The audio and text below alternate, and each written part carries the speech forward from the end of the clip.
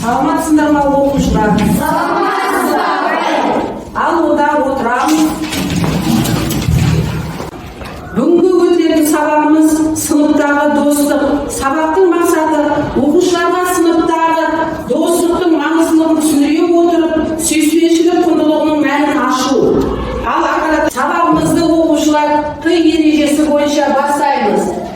Тәртіп, тазалық, талап, тыныштық, татулық. Біріншіден тәртіпті сақтап, балалар тазалықты сақтап, талаптарын тыныштықты сақтап, татулықта болайық оқушылар. Қазір оқушылар біз топқа бірігеміз. Кәдімгі келіп топ өз стикерлерін ала қойсын.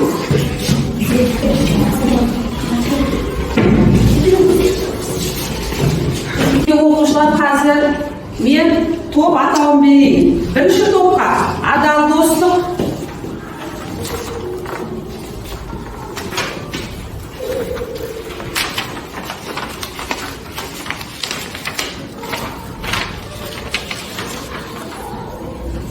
екінші топқа амалдостық,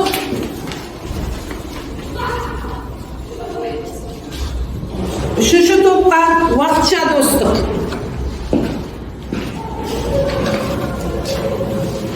Үй тапсырмасын тексеремін. Кәні оқушылар үйге мақал-мәтелдердің мәнін ашып келуге берген болатын. Мақал-мәтелдерге кім айтады екен кәнекей үй тапсырмасына? Ұлтезім. Дос жылатып айтады, дұшпан күлдіріп айтады. Және Диана. Аяулысын берген дос аяулысын сұрайды. Отырамыз. Жарайсыңдар. Нұрай. Жүзден ең болғанша 100 досым. Жарайсың. Қаншайым.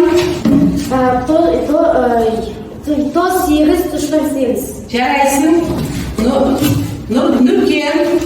Дос басқа қарайды, дұшпан аяққа қарайды. Жарайсың. Жарқын. Досыңа адал бол, жауыңа қатал бол. Керемет, жақсы, жарайсың. Барлығымызда дайындап кетіп қоямын оқушылар, онда ары қазір тыныштық сәті оқушылар. Біз барлығымыз өз орнымызда, партамызда барлығымыз дөңгеленіп, партаға қолымызды қоямыз, аяғымызды айқастырамыз, көзімізді жұмып, қазір тыныштық сәтінде күй кешеміз. Жақсылап тыңдайық. Су асты патшалығына бойынша саяхат. Көзіңізді жұмыңыз және бірнеше терең тыныстаңыз. Денеңізді босатыңыз. Бірнеше секундтан соң теңіз түбіне саяхат жасаймыз. Теңіз жағасымен келе жатқаныңызды елестетіңіз.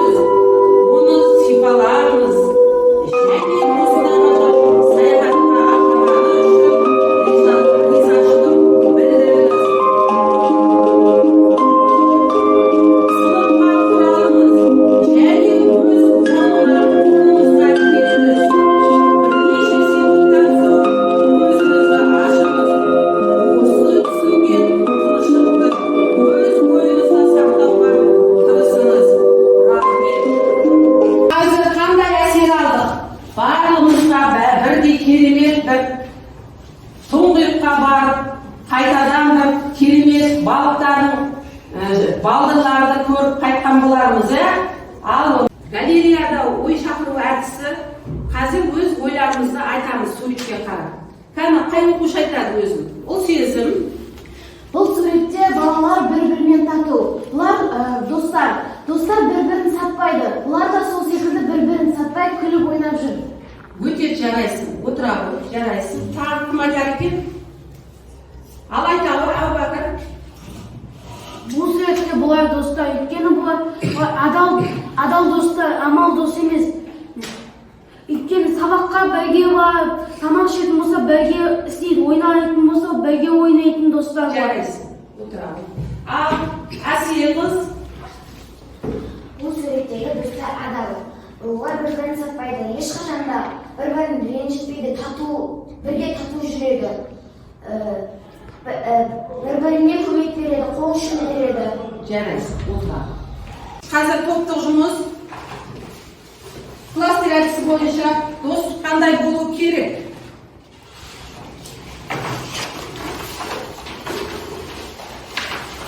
Балқан диаграммасы амал достық қалай анықтауға болады?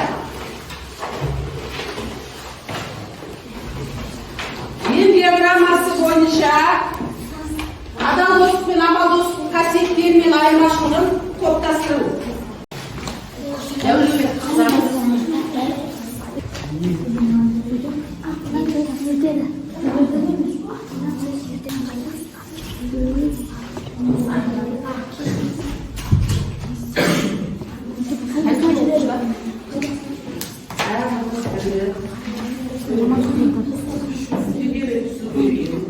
Артынан күледі, сөз ертеді.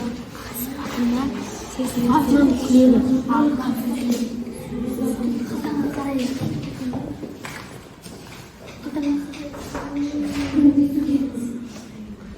Мен сатамын сатып кетеді.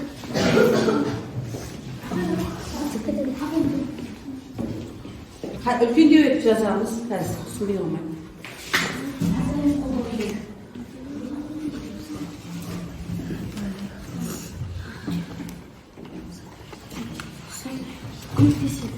Үлкендеу етіп жазамыз. Әркім өзін оған жазамыз.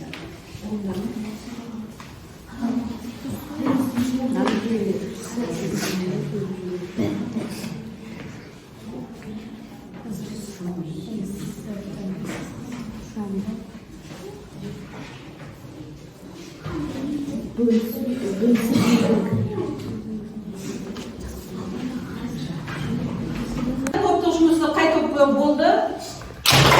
Ал адал достық кластер әдісі бойынша дос қандай болу керек? Қазір Кластер әдісі дос қандай болу керек? Бір үзімнанды бөлісіп жеу керек. Әрдайым қолдау керек. Қолындағы затын беру керек. Досына мейірімді болу керек. Досына көмектесу керек. Досына адал болу керек. жарайсың. Келin, отыра ғой. Ал кел балдос. Балқанқас диаграммасы амал достықты қалай анықтауға болады? Амал дос қандай болу керек? Бетіне өтірік күледі, артыңнан сөз сөйлейді, пайда көреді, қалтаңа қарайды, сатып кетеді, дос көрмейді. Жарайсың, отыра. Келесі. Ал шығамыз. Келе ғой.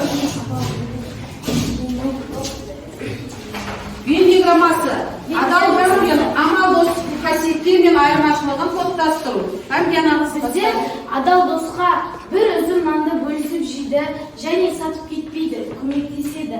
Досына адал болады, саған жаны ашиды дегендерді жатқыздық. Ал амал досқа артыңнан күледі, артыңнан сөз ертеді, және пайдасына жүреді, қалтаңа қарайды, және сатып кетеді дегендерді біз жатқыздық. Жарайсың. Керемет, отыра ғой. Жарайсыңдар оқушылар. Керемет оқушылар. Дәптермен жұмыс, сен күйен әдісі, сыныптағы достық кім деген сұраққа сен күйен әдісі арқылы жауап жазыңдар. Зат есім кім? Сын есім қандай? Етістік не істеді, не қылды, қайтты? Синоним және сөйлем құрастырып жазамыз осылар. Ал бастаймыз, дәптерді ашамыз. Барлығымыз орындаймыз. Ал қанша орындаймыз?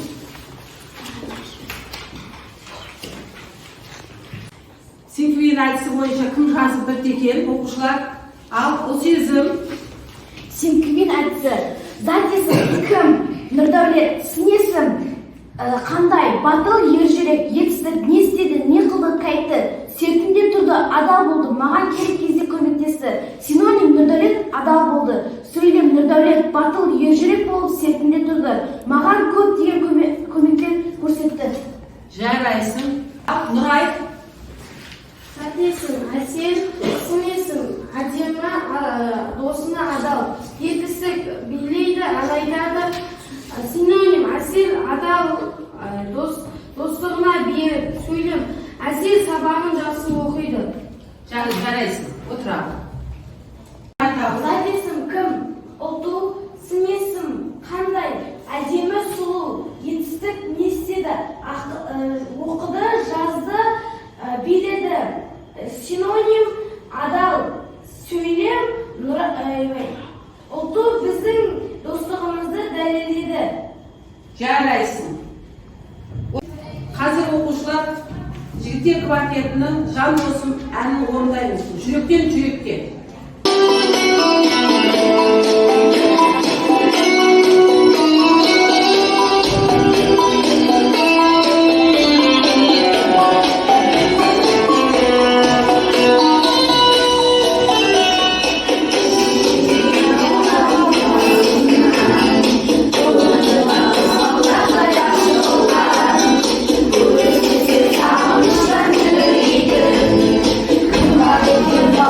Thank you.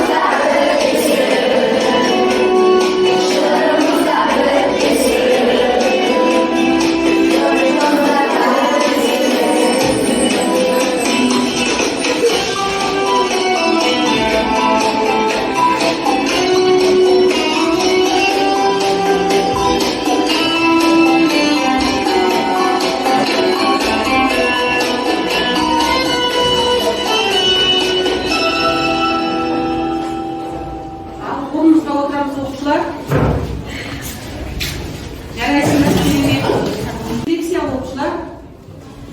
Таңдау айтса, мен сабақта қызықты, қызықсыз болды деп ойлаймын. Мен сабақта үйрендім. Мен басқаларды тыңдадым. Мен сабақта орындай алдым. Мен сабақтағы өз жетістіктеріме ризамын, риза емеспін деген ой бойынша өз стикерлеріңе сабақ қалай өтті, өзіңе ұнады ма, жоқ ұнамады ма, өз таңдауларыңды оқушылар жазып, маған беріп кетулеріңді өтінемін. Жазатын оқушылар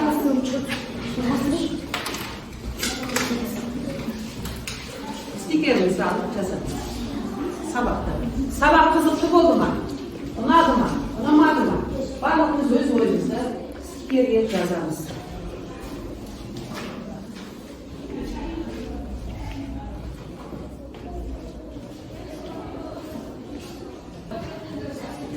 Аз болған оқушылар стикерді менің алдыма әкеліп қоя беріңдер. Келе отырсын.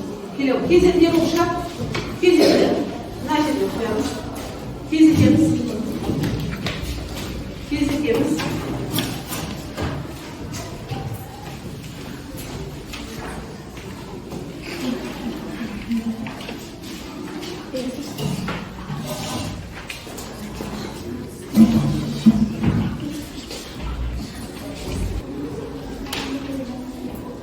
Кезекеміз оқушылар.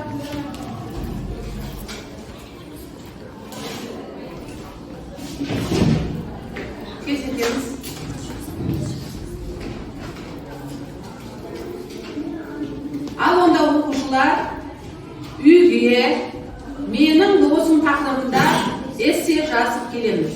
Осымен сабағымыз аяқталды. Сіздерге рахмет.